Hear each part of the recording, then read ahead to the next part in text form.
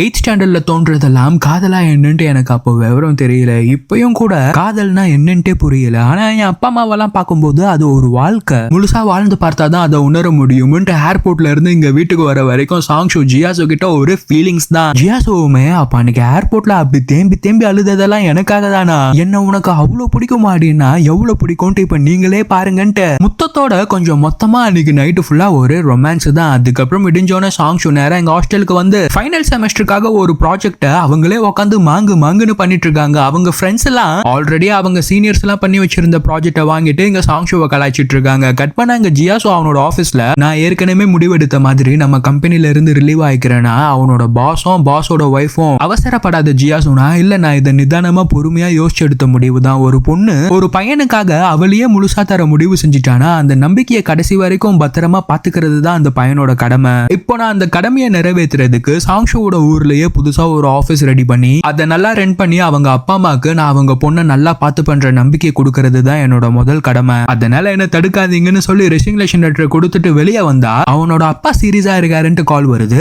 நிம்மதியா ஊருக்கு போய் பிசினஸ் ஆரம்பிக்கலான்ட்டு நினைச்சா இப்போ பார்த்து அப்பாக்கு ரொம்ப சீரியஸ் ஆயிடுச்சுன்ட்டு அடுத்து என்ன பண்றதுன்னு தெரியாம யோசிச்சிருக்கான்.